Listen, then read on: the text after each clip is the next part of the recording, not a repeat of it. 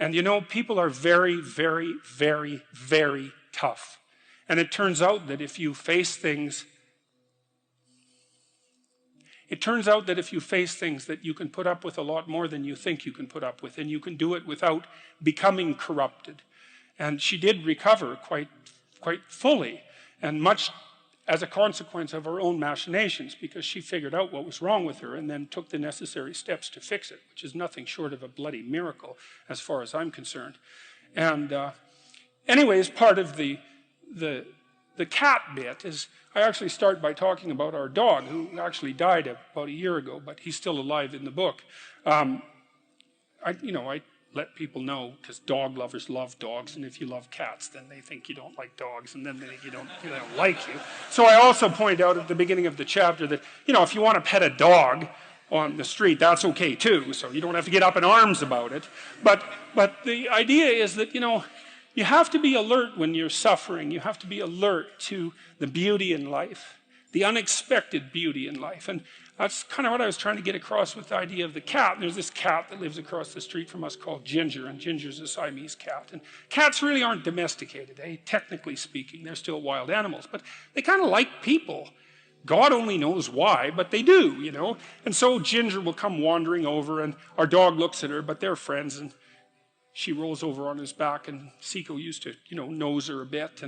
And then she'd kind of mosey over and let you pet her if she was feeling like it that day. And, you have to look for that little bit of sparkling crystal in the darkness when things are bad. You have to look and see where things are still beautiful and where there's still something that's sustaining.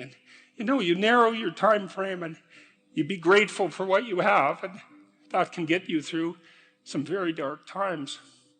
And maybe even successfully if you're lucky. But even if unsuccessfully, then maybe it's only tragic and not absolute hell. And you can do that, in the worst situation. You can make it only tragic and not hell. And there's a big gap between tragedy and hell.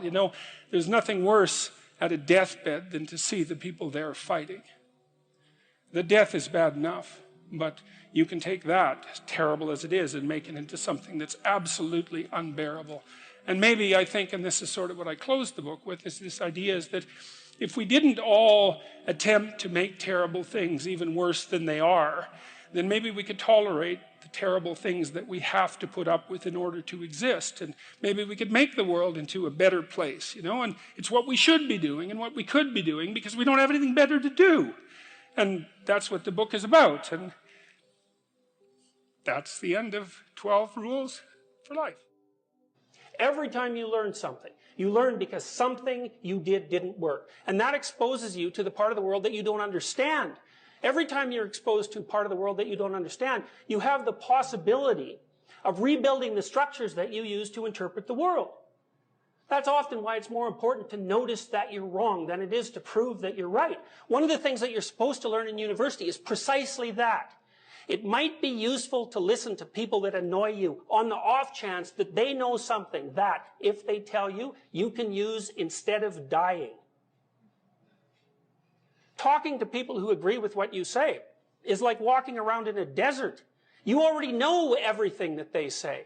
The reason you're associating with them in that situation is so that they never say anything that challenges you, because you're afraid that if you go outside of what you understand, that you won't be able to tolerate the chaos. But it isn't the case. People have an unbelievable capacity to face and overcome things they don't understand. And not only that, that's essentially what gives life its meaning. The Buddhists say life is suffering. And you think, well, if that's the case, why bother with it? And people do ask that question, and they ask it in ways that result in their own destruction, and worse, in the destruction of others. So, for example, people who become particularly cruel, particularly in a genocidal manner, are more than willing to dispense with as many human beings as they can possibly train their sights on, because they're so disgusted by the nature of human limitation that they'd rather eradicate it. And lots of people become suicidal because they can't bear the conditions of their own existence. And suffering is real, and it's inescapable. So the question is, what do you do about it? People don't get what they want is because they don't actually figure out what it is. And the probability that you're going to get what would be good for you, let's say, which would even be better than what you want, right? Because, you might be wrong about what you want, easily. But maybe you could get what would really be good for you. Well, why don't you? Well, because you don't try. You don't think, okay, here's what I would like if I could have it. And I don't mean in a way that you manipulate the world to force it to deliver you goods for status or something like that. That isn't what I mean. I mean something like, imagine that you were taking care of yourself like you were someone you actually cared for. And then you thought, okay, I'm caring for this person. I would like things to go as well for them as possible. What would their life have to be like in order for that to be the case? Well, people don't do that. They don't sit down and think, all right, let's figure it out. You've got a life. It's hard, obviously. It's like 3 years from now, you can have what you need. You got to be careful about it. You can't have everything. You can have what would be good for you, but you have to figure out what it is, and then you have to aim at it. Well, my experience with people has been if they figure out what it is that would be good for them, and then they aim at it, then they get it. And it's strange because it's a strange thing. It's not quite that simple because, you may formulate an idea about what would be good for you, and then you take 10 steps towards that, and you find out that your formulation was a bit off, and so you have to reformulate your goal. So you're kind of going like this as you move towards the goal. But a huge part of the reason that people fail is because they don't ever set up the criteria for success. And so, since success is a very narrow line and very unlikely, the probability that you're going to stumble on it randomly is 0. And so there's a proposition here, and the proposition is, if you actually want something, you can have it. Now the question then would be, well, what do you mean by actually want? And the answer is that you reorient your life in every possible way to make the probability that that will occur as certain as possible. And that's a sacrificial idea, right? It's like, you don't get everything. Obviously. But maybe you can have what you need. And maybe all you have to do to get it is ask. But the asking isn't a whim or today's wish.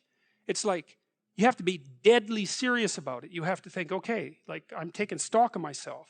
And if I was going to live properly in the world and I was going to set myself up such that being would justify itself in my estimation, and I don't mean as a harsh judge, exactly what is it that I would aim at? Sit on your bed one day and ask yourself, what remarkably stupid things am I doing on a regular basis to absolutely screw up my life? And if you actually ask that question, but you have to want to know the answer, right? Because that's actually what asking the question means. It doesn't mean just mouthing the words. It means you have to decide that you want to know. You'll figure that's out so fast it'll make your hair curl. It's not an accident that the axiomatic Western individual is someone who was unfairly nailed to a cross and tortured. It's like, yes, right, exactly. So what do you do about that? Well, I thought about that for a long time too. It's like, well, you don't get together in a damn mob, because all that does is allow you to be as horrible as you could possibly imagine and suffer from none of the consequences. That's a bad idea. So how about we don't do that? Well, there's a deep idea in the West too. It's like, pick up your damn suffering and bear it and try to be a good person so you don't make it worse. Well, that's a truth. I read a lot about the terrible things that people have done to each other. You just cannot even imagine it. It's so awful. So you don't want to be someone like that. Now, do you have a reason to be? Yes. You have lots of reasons to be. God, there's reasons to be resentful about your existence. Everyone you know is going to die. You too. And there's going to be a fair bit of pain along the way, and lots of it's going to be unfair. It's like, yeah, no wonder you're resentful. It's like, act it out and see what happens. You make everything you're complaining about infinitely worse. There's this idea that hell is a bottomless pit, and that's because no matter how bad it is, some stupid son of a bitch like you could figure out a way to make it a lot worse. So you think, well, what do you do about that? Well, you accept it. That's what life is like. It's suffering. That's what the religious people have always said. Life is suffering. Yes. Well, who wants to admit that? Well, just think about it. Well, so what do you do in the face of that suffering? Try to reduce it. Start with yourself. What good are you? Get yourself together for Christ's sake so that when your father dies, you're not whining away in a corner and you can help plan the funeral and you can stand up solidly so that people can rely on you. That's better. Don't be a damn victim. Of course you're a victim. Jesus, obviously. Put yourself together. And then maybe if you put yourself together, you know how to do that. You know what's wrong with you, if you'll admit it. You know there's a few things you could like polish up a little bit, that you might even be able to manage in your insufficient present condition. And so you might shine yourself up a little bit, and then your eyes will be a little more open, and then you can shine yourself up a little bit more, and then maybe you could bring your family together instead of having them be the hateful, spiteful, neurotic, infighting batch that you're like doomed to spend Christmas with.